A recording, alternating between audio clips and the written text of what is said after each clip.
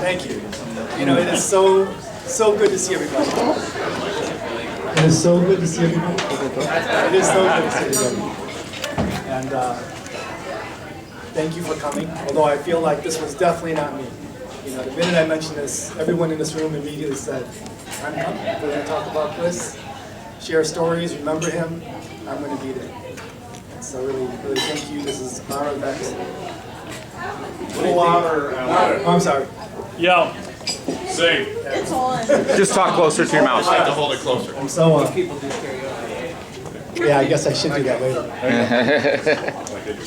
But it's, you know, it's just so terrible that we're here for this reason, but it is so good to see all of you. You know, over the past month, I got to speak to most of you and dozens of other people. And in the end, they told me something a story that he did something for them or how he meant something to them. And I hope we can get some of that tonight just by being here together and thinking about him. I think the other thing I'd like to share in terms of my talking to people is I got to talk to his sister Valerie and more recently his son Greg. And I hope I can get the tone of this right. But at various times we had talked about going to the memorial in Sarasota with his family, or his children joining us here. And in both cases, they both very graciously and gracefully said no. And they said no because they said this is your time. And they said this is your time because Chris, some of the happiest times, some of his most satisfying times, some of his best relationships were with us. And they said you guys should have that time. You should share it. They actually did ask us to record it because they'd like to know a little bit about his life with us. But they also wanted to make sure that we knew how much we meant to him. And so I know people are going to want to talk about each other and talk about their experiences with Chris, but remembering all of this that, you know, we were part of his life and an important part of it.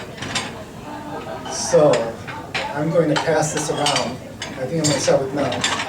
I've learned that all these smart people don't self-organize very well. So let's start to at my table. And, you know, just make this happen. He's made all the decisions, done everything. And we owe him a debt of gratitude. So we should give him a little.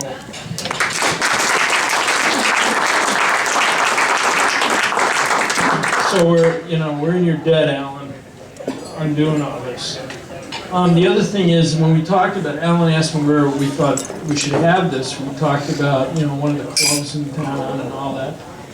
And what we decided, what really he decided, was the place to have it is where Chris was most comfortable, which would have been here, right? One of the places. So this is really about Chris. And so let's see. First of all, Connolly and Sandeep, who's recruiting who over here? You guys are working each other really hard. Really hard. Connolly, you look about 10 years younger. I'm kidding. Isn't that right? Yeah. No. Everybody looks great, but he looks really young. It must be your Greek wife, Connolly. Anyway, it's great to see all you guys and girls. So, one of the things that we did was there was a discussion about a charity for Chris, to honor Chris, and there was a lot of discussion about what that could be. And the thing that was decided was to have a, you know, he's got his first granddaughter, he and Liz, was actually born on what would have been Chris's 60th birthday. How's that for irony? And so what was decided was that we would start a 529 fund. Do you know what that is? Yeah? Anybody not? Anyway, the 529 fund is basically a state-sponsored fund which is very tax efficient, and you can put money into it, and the child, whoever owns the fund, in this case the child's father, Chris's son, would that fund would be used for college for Mila Hayes Moffitt. for the child for college. Now she was just born, so in October, so, you know, and if you look at, you can go out on the web and look at, go Google Bright Start, which is the name of the Illinois fund, and you can see what the returns are and so on and so forth. And Tina and I put we haven't quite yet, we'll put 5,000 in there to seed it, and Liz and her husband, I don't know her husband's name, Scott. Liz and Scott have said that they will put in 5,000 too. So, you know, we're off and running. So I will put on Facebook the particulars of how you put money in, or you can email me and I'll give it to you, but I'll try to put it on Facebook. On the Friends of Mel page. So that's that story. I think that's fitting for Chris. You know, that would be what he would want. Okay, now to some stories, which I don't think will take more than an hour.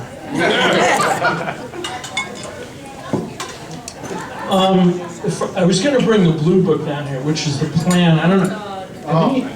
Have you guys seen the plan? Did you ever see the plan? So I know Darren's seen it. Anyway, but I didn't bring it. But so we wrote the plan in. Yeah, I have a couple too. Maybe what I'll do is I'll get it scanned in and we can take a look at it. It's pretty funny actually when you look at it. But some of you have experienced it. So Chris and I wrote the plan. Actually, I wrote the plan.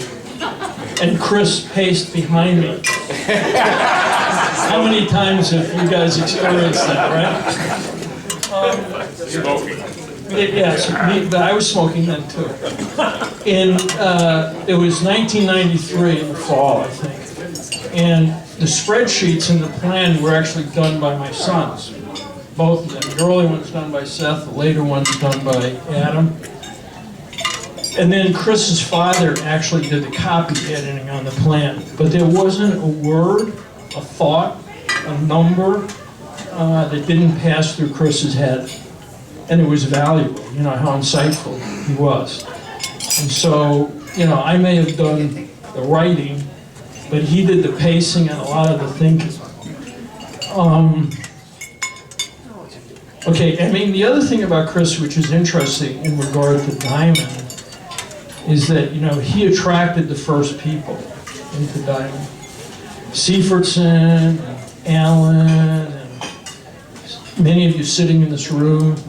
And he also attracted the first client. Where's Laura? Our first client. So that's all he did, people and clients. But the other thing he did, which was interesting, is he named the firm. I don't know if you know that. Do you know that, Sandeep? So he wanted to name the firm Bergstein and Company. I said, are you shitting me? I said, I'm not. He said, look, Arthur Young and Company, so and so, you know, Arthur Anderson. I said, I'm not doing it. So then we went through a process, an exercise of trying to find the name. And, you know, we had word lists and everything else. And so typical of Chris, you know, he went right to the heart of it. He said, let's just name it Diamond. Of course, the whole theory was we were a diamond, not a pyramid. And it was perfect when we went to talk to clients because we could describe to the buyer in a nutshell, you know, the difference between us and, say, Anderson or Accenture, whatever they're called. And so he named the firm too. I said, well, I want the word partners in there because I want this collegial, you know, thing. So he said, okay, Diamond Partners. Then Chris said, you know, if we add the name technology to it, we'll probably get 5 more multiple points. So that's how we named the firm, Diamond Technology Partners. 2/3 of it was Chris. So one of the things that we, by the way, if you look in the plan, which I will try to scan in, it says me, Chris, it names us, and then there's 2 other people. One is Mike Meyer, and the other was Joe Clark. Huh?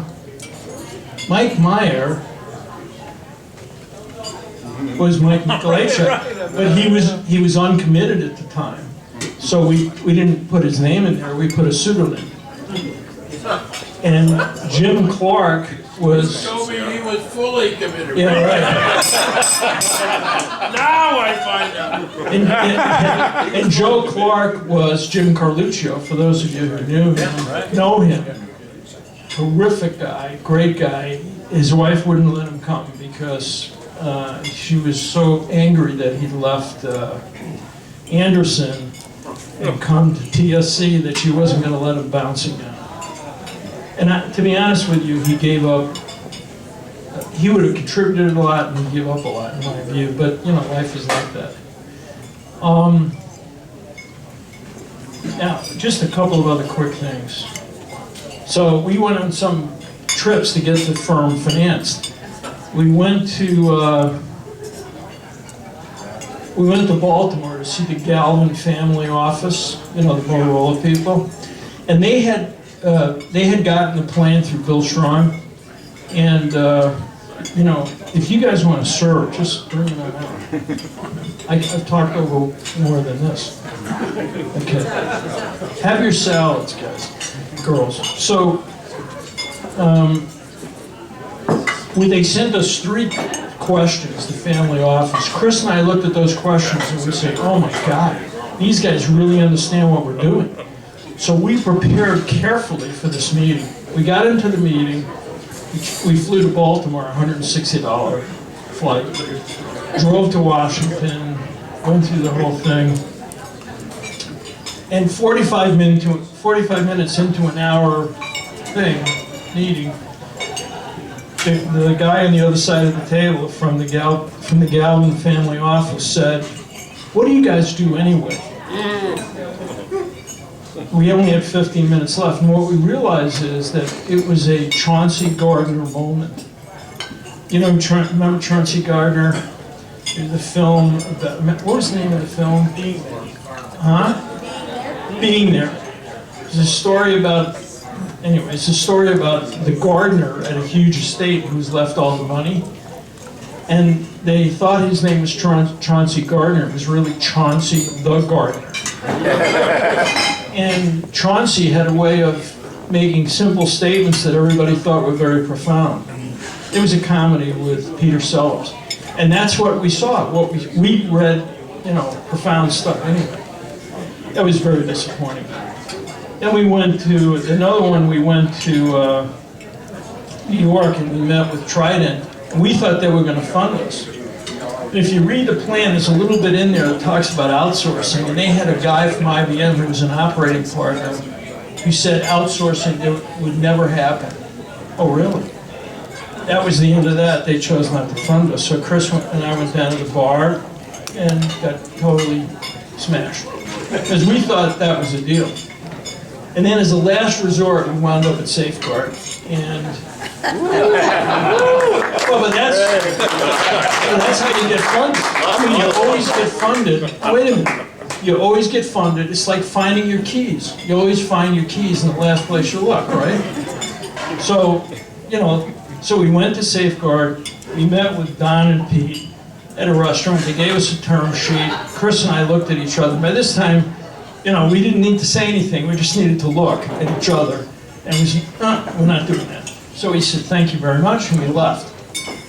And we got back to the hotel, and we had a cab that was going to pick us up and take us to the airport. And that night there was an ice storm.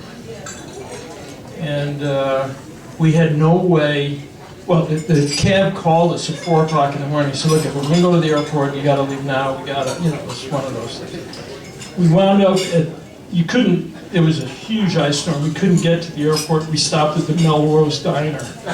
So which was packed. So there's Chris and me and a Pakistani cab driver having breakfast at the Melrose Diner. Chris looks at me, I look at him, he says, are you thinking what I'm thinking? I said, I think so. So I called Caldwell and I said, we're coming back.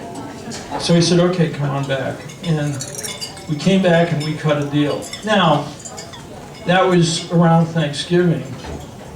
Then Nico and I and Chris put in $250,000 each because Safeguard had promised us $3 million. And we said, okay. Now it's March. No money has shown up yet. We're running out of our 750 grand. And we can't make the next payroll. So I get on the phone with Pete and he said, oh yeah, well, there's one more thing before we send the money. We have to control the board. Now, the way the board was structured was Miko, Chris, and me, and then 2 people from Safeguard, which was Don and Ed Anderson. And I told Pete, we're not doing that. Woody almost fainted. But I said, I've been to the TSC thing, we're not going to give control away here. This belongs to the partners, we're not going to do that. And after some hassling, Safeguard agreed. And then we didn't let anybody else put in money, by the way, until we got the Safeguard funding. And we were down to nickels at the end. But, we got it done, and Safeguard was a great partner for us. And I never figured out how much money they made, but it was a lot. But anyway, listen, here's to Chris. I doubt there will be another one like him.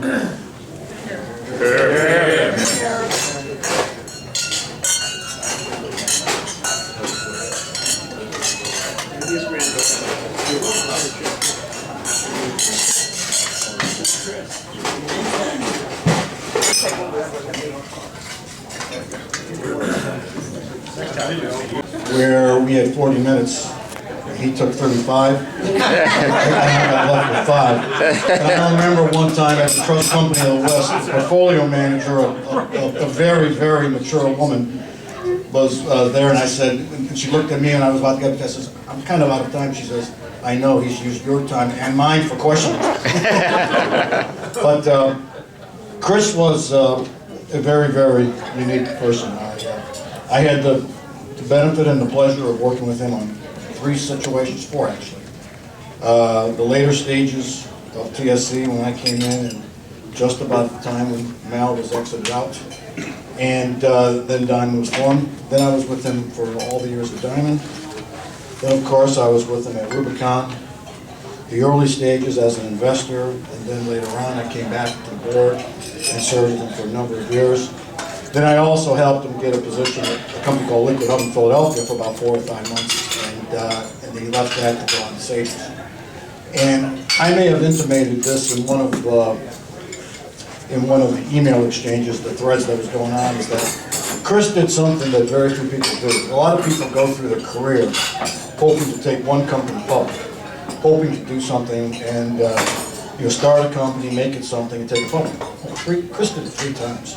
And maybe that happens in Silicon Valley and other parts of the world or the country, but it doesn't happen often. And Chris was quite an entrepreneur, and I don't think I've ever been around someone with the entrepreneurial instincts that he had around things. A lot of good memories of working with him. The early stages of Diamond, we would meet for breakfast every Sunday at the Northfield restaurant, which was one of Mel's haunts that we would come down to. And Chris and I and Mel, we review where we were in the previous week. I was still at TSC, and the reason why I was in that book as a pseudonym is because I was still working with TSC and working with Walter, trying to build a bridge so I didn't get sued like the other guys did. And eventually I got sued as well. But then the early stages of the company, the early management committee meetings we had with Mel, Chris, Jim Sweeney, and myself, and we would have it at the Intercontinental Hotel, and our good friend Mark Gordon would always come over at the end of the day for a drink. Another really, really, really wonderful and sweet guy. But there was something else about Chris. If you ever worked with him, you realize that there was never a pace you could do that was acceptable to Chris. When Chris grabbed the bum, when he had something he wanted to do, he had an objective. He drove it like very few people I've ever met in my life. And we would have disagreements, as we would. But I can tell you that it was never a matter of, I can always remember coming out of these disagreements, and it was not a matter of personal issues. It was always a matter of nuances. It was always a matter of pace. It was always a matter of small things. And I can't remember ever being able to say that I really, really had a problem with this guy, because We may have disagreed, but boy, he has always had the company's best interest at heart. So, what I wanted to do is close with that remark, and actually, but I also, two other things. I always remember him always having, on a Friday afternoon, a number of young partners and young staff people in his office, always huddling around, going over issues, always playing the role as coach and mentor, which obviously he did for many of us in this room today. He did that probably as well as probably anyone I've seen in my career. And then the last thing, I remember, the personal side of the guy. He was always, push. But whenever he got to talking about his family, whenever he got to talking about his kids, when he got to talking about his place in Traverse City, when he got to talking about his failed investments in Turks and Caicos, and he also had that boat in Waukegan Harbor. He would tell me all these things, and it was actually, he was such a guy when you got him on a personal level, it was really enjoyable to be around. So here's to a very good friend, very good colleague, and a wonderful, wonderful guy.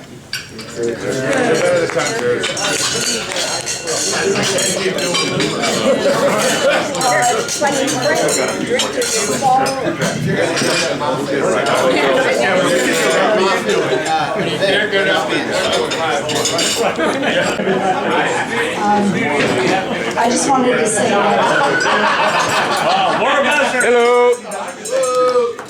that my experiences in life have been that, relationships that you have are always the most important things as you get older and older. It's not the events, it's the relationships you form.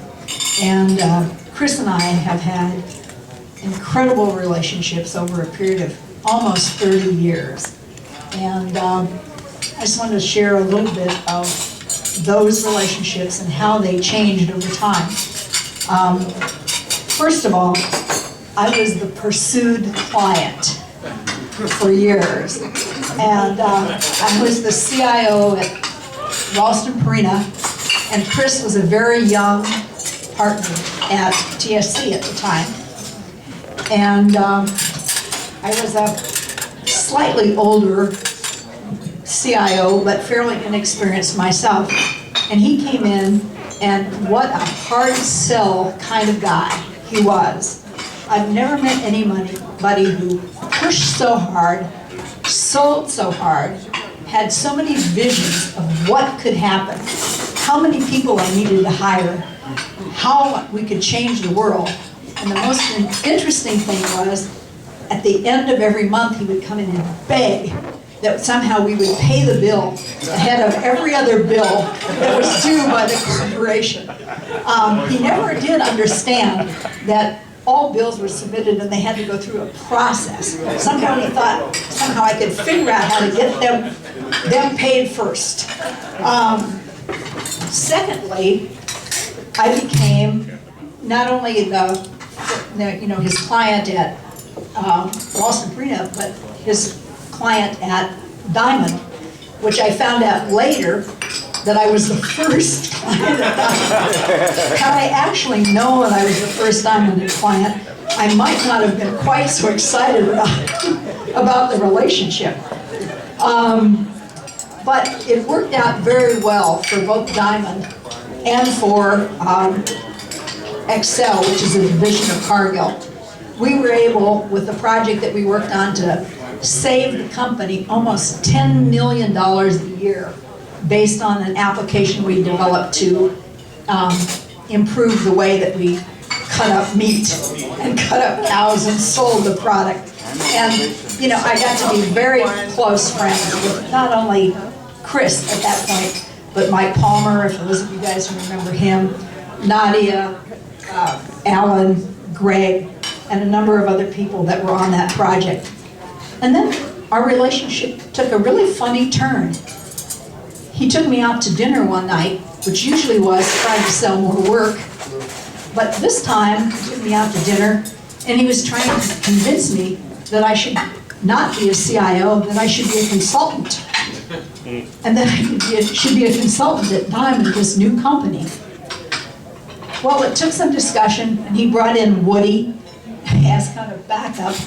And after a period of a few months, I quit this really good job with this really good corporation and I cashed in all of my money that I put in my RIA account because I had to buy in, and went to work for Diamond. And all of a sudden, no longer do we have a client-partner relationship, or do we have a I'm being pursued relationship, which I'd been for, you know, by then, almost 12 years that Chris and I had worked together. All of a sudden, I was his colleague. And actually, neither one of us knew how to deal with it. Because part of him would ask me, what do you think about this? And the other part of him would get pissed off at me because I didn't sell enough or wasn't aggressive enough. But the one thing I found out, which I never knew when he was my partner on the consulting side of it, is he hated to write.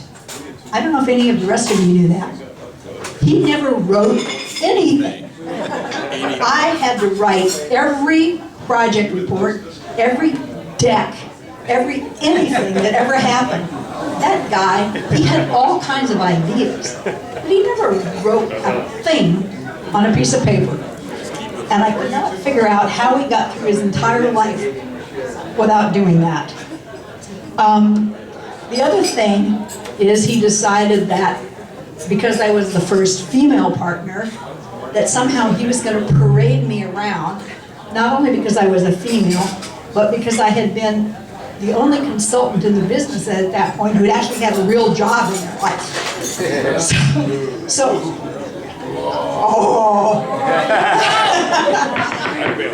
Because, you know, what he did, he said, well, she knows what it's like. You know, he would sell this to clients. She knows what it's like to be on your side of the fence. She's not just a consultant. She knows how to get the work done.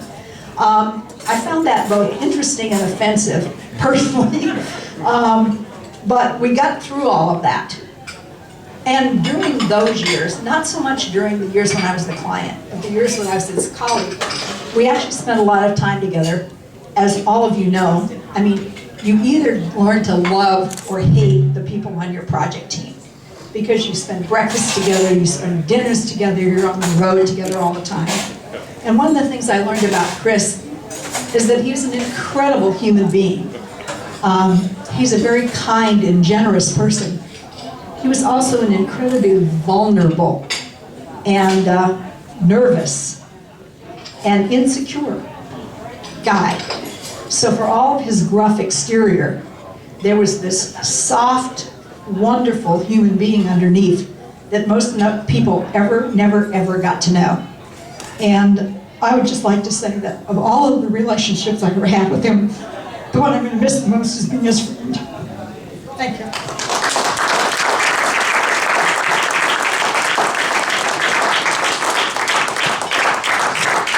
Chris hired me at TSC in 1989, so 25 years ago. He hired me in my very first consulting gig.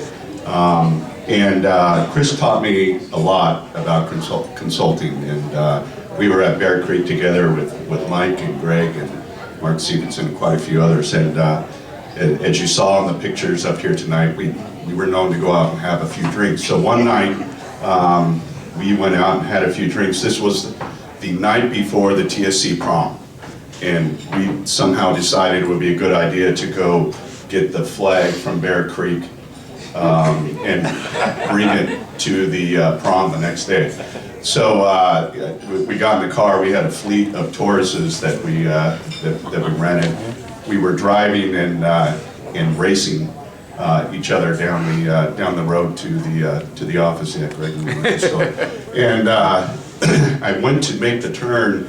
I didn't make the turn. I hit an island and I hit a sign. Sign went through the windshield. Chris hit his head on the windshield and had a gash right up here. The next time I saw him, well, you know, after the night we flew out and everything. Next time I saw him was at the prom, and he was with Liz. And I said, Chris, you know, I'm sorry about driving the other night, and you got the gash and everything. And Liz looked at me strange and said, "You told me you like hit the door or something." and Chris looked at me, you know, and gave me that growl. And it was one of the lessons I learned that you know, what happens at the project stays at the project. So he taught me a lot, but that was one of the first things he ever taught me. So Thanks.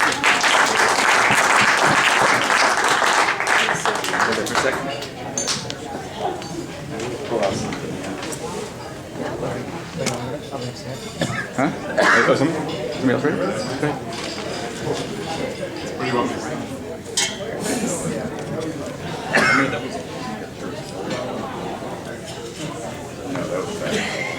Good? Yeah, you're good. Go. I too could tell many stories which shouldn't be repeated, but I just want to say one thing that I went from Diamond to Allstate. I went to a client. I got to be home with my kids quite a bit. I learned a lot about family and my upbringing, and from people like Chris and people who value spending time with their kids. But one thing I'll tell you is I came back into consulting 3 years ago, and it's late 3 years now. And one thing I can tell you is every board meeting, every sales meeting, every time I go into a situation where it's time to sell, I remember something Chris taught me, which was just take the order. I don't know if any of you in this room also heard that from Chris, but I see his face. We were at New Skin, my first project with Diamond. And it was Avatista, just take the order. And I remember that every time. Thank you, Chris. It's been very helpful.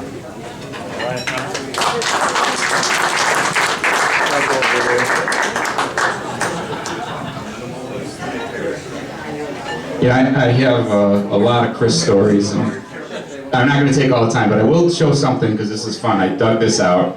And, you know, I met Chris in '89 when I went to TSC and went right out to Bear Creek and Ralston. And we were together on a lot of projects and it was great. But when we left TSC to go to Diamond, I sat down in our lawyer's offices. It was probably February of '94, so the company hadn't started yet. And there was about 15 of us that ended up going to start Diamond. And Chris was trying to explain this to me. And he went through, you know, his notes, and these are the notes. I kept these. Scribbling, and I said, I don't get it, tell me more. And he'd go again. It's like this, and it's like arrows and dollars, and this is gonna be great. And tell me more. And so he'd keep going. He finally got to the diamond picture. And now that's what really got it for me. And so once I saw the diamond, I started to get it. But he finally just said, you know, Greg, don't worry about it. We're gonna make a lot of fucking money. And you know, it was really enough that Chris was going. I was gonna follow him anyway. But it was nice that he convinced me and told me how it all worked. And you know, and the rest is history. He's changed the trajectory of my life. You know, from a kid at Anderson to TSC to Diamond, and you know, it's wonderful. And it's hard to believe he's gone. I'm really gonna miss him. And that's the story.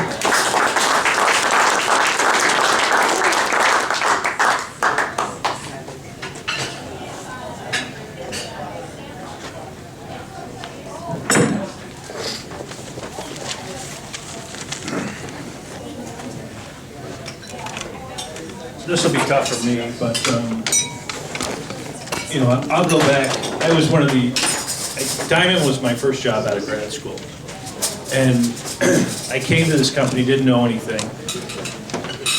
Came through, I think, Trident with Mel, and was told this is going to be the best company ever, and you need to be a part of it. So I came in here and I did this thing, and I went on a project. I was with Chad and Brent. We finished that up.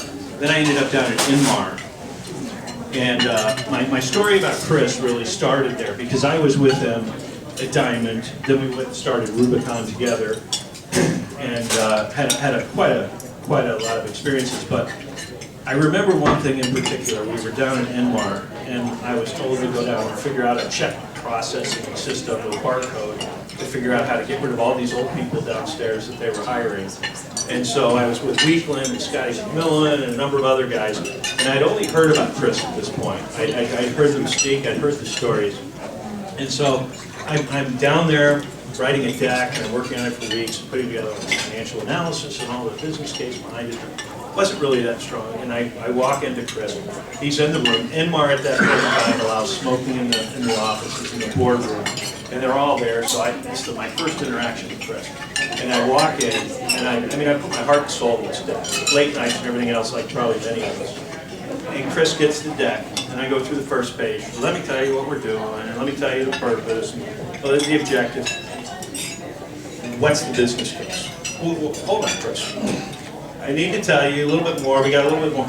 where are the numbers? And everybody's in the room. Right? The whole group is like an initiation. And I'm like, well, Chris, you know, the numbers are back here. This is what, God damn it, give me the numbers. And he gets to the page, and he goes to page 18, and he pulls it out, and he looks at the business case. He goes, 3.5-year ROI, get more old people. and I remember that, and then he stopped. And at that point in time, I had a bond with Chris. He stopped and he looked at me and he said, Rylance, do you understand what just happened? And I said, absolutely not. I just spent all this time, I put this deck together, and you basically said, we're not doing it. So I was thinking I lost my job. But he said, no. He said, you got to get to the point. And that was the beginning of the learning experience. and I connected with him at that point. And you know, many years later, I left. I went to a family business, and then it was a Christmas Eve after Diamond had gone public. And I hadn't done my Christmas shopping. I was in the party business. We were doing a party for the Pritzkers, for the Millennium. And, you know, as it would be at the point, it was the last night, I went out to go do my shopping. Well, as I'm pulling into Northbrook and I'm walking into Marshall Fields, lo and behold, there's Chris Moffitt, who's just getting around to doing his Christmas shopping at the same time. So Chris says, hey, what are you doing? I told him what we were doing, long story short. He said, I'm doing this new thing, I got this company, maybe we should talk. And that was the beginning of Rubicon Technology. And at Rubicon, you know, what we did was, it resonates about the relationships, Laura, and what you said, and so many things, but I was with Chris for 6 years there. And we went through with Don and raising money, we went through 9/11, we went through the technology collapse, we went through, you know, I saw Chris's 40th birthday when I was at Diamond. I shared his 50th birthday with him at Rubicon. And the part about Chris that was so unique to me was, you know, he could be so intense, driving and pushing, and you know, we've got to get this go. I mean, I can't tell you how many times I was in Tokyo doing a sale, and I called Chris up because he wanted to report every night, and he would tell me, how you doing? And I was in Taiwan one time, and you know, we were getting ready for, we were raising another round of money, and I called back and I said, the guy's fighting with me over, you know, 10 cents on the price, purchase order. And Chris said, you don't come home unless you have an order. So I went back to the guy and I pulled him off, and I didn't know any other experience, and I screamed at him and I yelled at him. And I told him, you know, F himself, and we're not going to do business this way anymore if you're not going to cooperate. And I called Chris that night and I said, I may have just lost this account and everything with it. And the guy came back and said, I'm so sorry, you know, we're going to do this. He placed a year order, and it was those types of deals where I learned from Chris that you don't give up. And the point about getting paid, that was the other thing. Chris was 15 days. It's not a sale if you don't get paid. So those were the things. But I think one point that I always loved about him, he was there for my birth of both my kids. He came to the hospital, and he was there so many times and taught me so much. But the biggest thing really was the ability to not take stuff so serious. I think it was our B round, Don. Chris had invested, you had invested, the market had collapsed. I think I had $50,000 on my credit cards for expenses. And you know, I sat with Chris till 4 in the morning writing it. You know, Laura, he didn't like to write. We were writing a case, we were trying to go close another round of funding, and it was really hard. And Chris looked at me, he just stopped, and he looked up and he said, it was kind of like an N-word. And he said, Bruce, you understand this, right? And I said, well, I think I do, Chris, what do you mean? You know what the worst thing that could happen is. And I said, I'm thinking $50,000 on my credit card, baby, I got all this other stuff. I could think about the worst thing. He goes, the worst thing that can happen is we have that meeting tomorrow, and they say no. And he goes, you know what? He goes, we'll go to the Deer Path Inn, we'll get a bottle of vodka, we'll get hammered, and we'll come shut that effort down. And he said, we'll move on and we'll be fine. And that was the thing about Chris that was really impactful to me. So I think a lot of us, he was intense, but at times he wasn't, and he stepped back, and he was he was just a really good person, and he loved his family, he loved his kids, and I think he loved all of us in his own way. And I think at times, I think that was part of the struggles that Chris sometimes dealt with, because he'd yell at you, and I don't know about the rest of you, but how many times did you have a call where Chris would get on your case, hang up, and then 15 minutes later, you get another call. Hey, I was just going through this. But he'd call, and there was always another call. And I wish there was another call.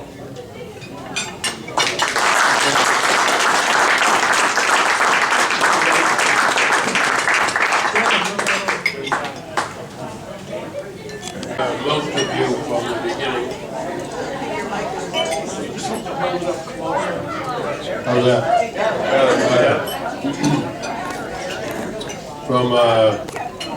It's always fun when you get together and do an event like this and you learn things you didn't know before. Like at my son's rehearsal party, I learned that he had trained his best friend how to drive a Standard on my BMW 7 Series, which had just lost its transmission. So tonight I found out for the first time that this guy who was identified as a businessman, who was going to take over and run all the administration of the firm, wasn't really committed. But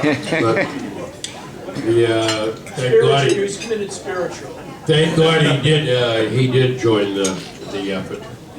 And I have been with Chris from then until, the days with the cement truck and the axe. I know you've all heard all those stories. And through to the Rubicon and then Sagen and his last few gigs, and it's been a wonderful ride. He's a terrific human being. I never ever didn't have faith in him. And at the end of the day, what matters is what's inside the human being. And there was an awful lot inside that human being. And I'm very proud to have known him all those years.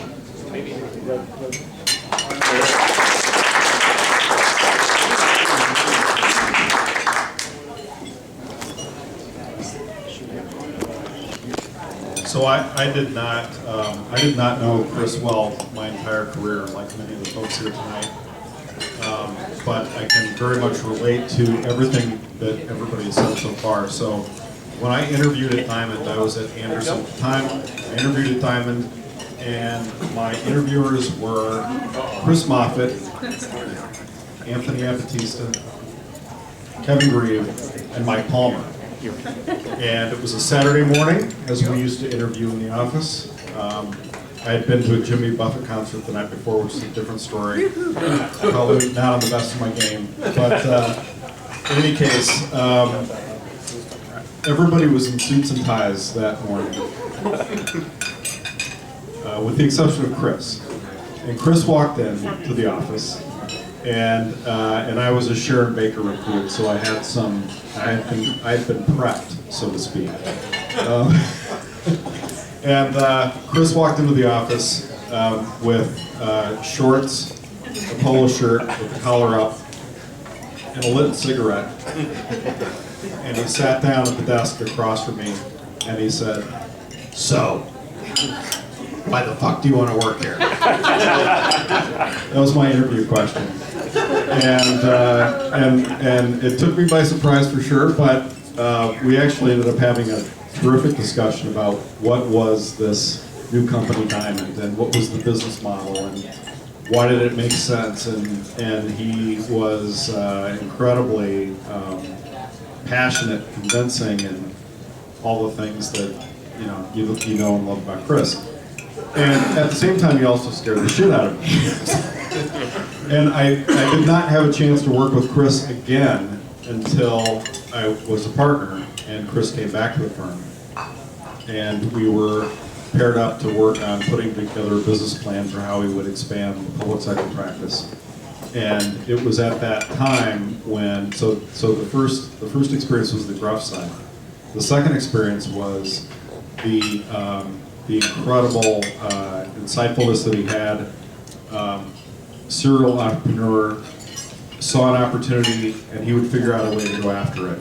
And like anybody I've ever seen, and at the same time, what an incredible heart and an incredible human being. Along the way of putting this plan together, we'd have many discussions about career, and he was a great coach and mentor. And you know, to me, and I think it speaks true of really everybody in the room, quite honestly, is Chris embodied what it means to be a partner and what it means to be a colleague and a collaborator, and what it means to be a coach and a mentor, which sometimes doesn't always feel great, but you know it's really well intended. And so for that, I will be eternally grateful to Chris, and we'll miss him for sure.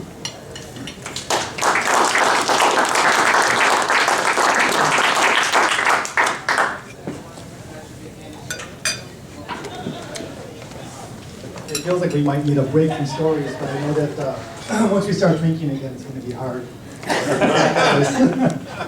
So anybody? One more thing is, as I mentioned, his family. We got one more.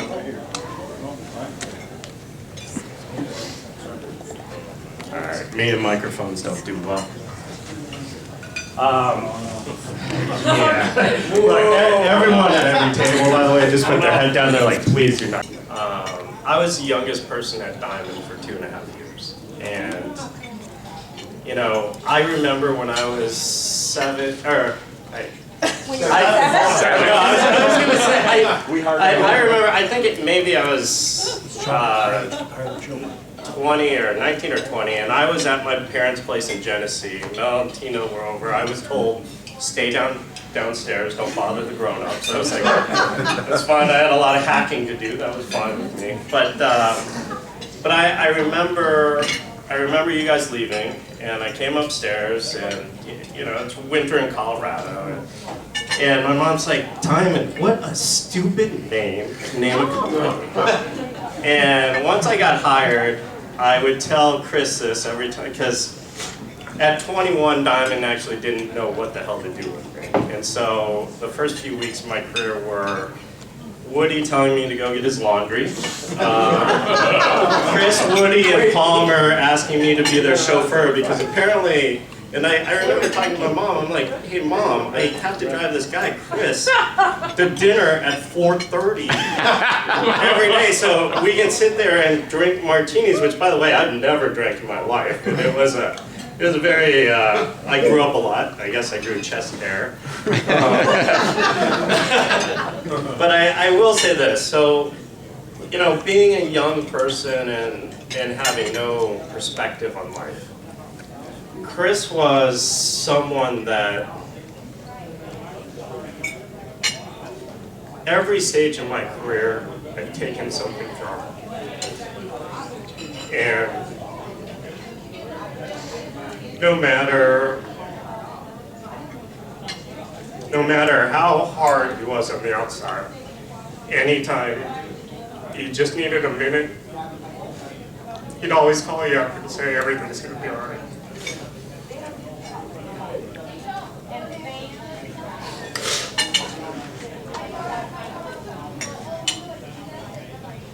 And, you know, after Diamond, I went to Silicon Valley. I did a bunch of other fun stuff, and it was interesting because a lot of his little life lessons, when I was doing work for Clayton Dubler and Rice, a lot of his little life lessons came out like, oh, by the way, you better be best friends with the woman that makes sure your invoice gets through procurement. And so one of the weird things he taught me was, you know, one of the ways you can let him know, put it on a blue piece of paper. And you know, to this day, one of the small consulting companies I started, We got paid literally in 11 days because it was on a blue piece of paper, right? And then he came to Sagents, and I will tell you, and I will try and keep this short, I apologize, but to be reunited with someone you looked up to later in life is a great thing. So I will miss him. I know we all will. Here's to Chris.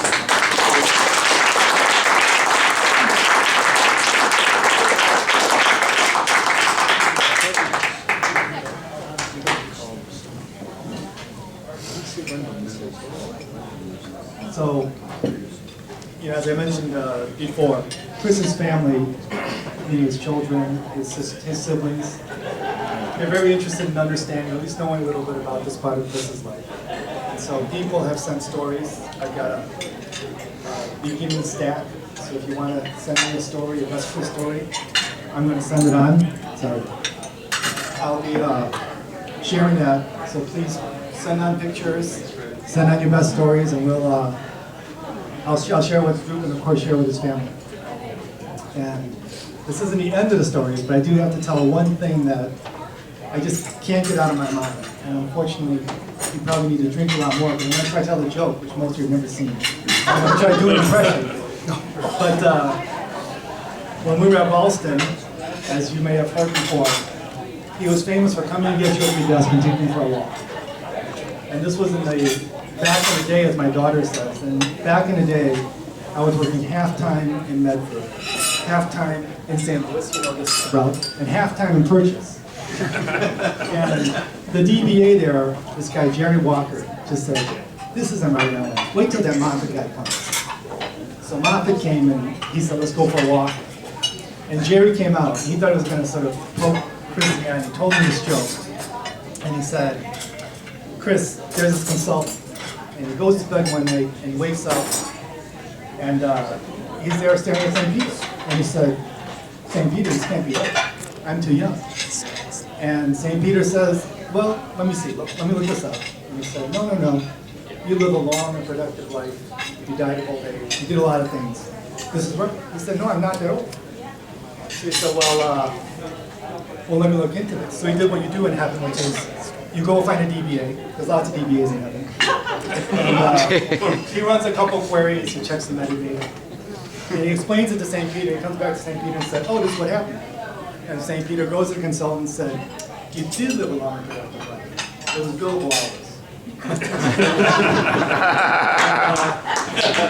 I think in the end, I'm going to always think of Chris. He got in a lot of billable hours. Yeah.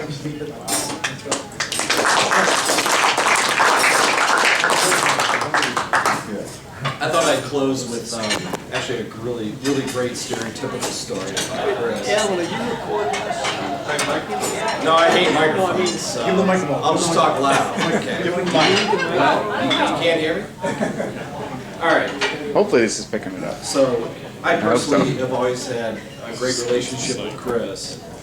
From the interview in 1994 up to Cigna. Remember Cigna? Singapore. They both had moments where of course Chris had to help out. But I always had a wonderful relationship with Chris, never felt intimidated, so I thought I would give you a really great story. After I came back from Singapore, Chris said, "I'm going to send you down to Crawford because I hired this new guy named Jeff Huff." And is anybody from Crawford except for Chad here? This is actually me. Chad.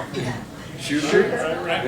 Yeah. All right, we got two. All right, so Chris really says with a straight face, "I just hired this brand new principal named Jeff Huff, and he's on this project out in Crawford that's going really badly, and I want you to save him. So my only mission is to make sure that this brand new hire that this brand new principal is not going to leave the firm because his only impression on his first project is Crawford." So, so obviously I got nothing to lose. And I get down there, and there's also a brand new partner, and his name is Bob Beloit. And this joke is about Bob. This joke is about Bob, another Bob. So, he's telling me about Chris Moffitt. He doesn't know what my relationship with Chris is. And Bob says, so I'm walking on this mirror. So we spend all night, building the slides. Chris is screaming at me. Okay? And Bob and Chris are going to go in this meeting. Obviously, the relationship is destroyed. That's the context. And they're about to walk right in the room. And then Chris turns to Bob and says, "Don't say a fucking word."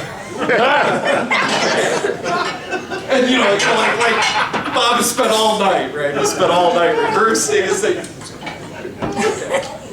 Okay, so the meeting happens, right? The presentation goes. It's mediocre.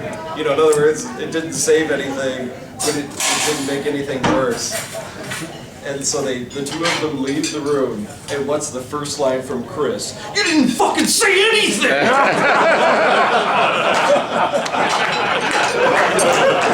That is Chris Moffitt.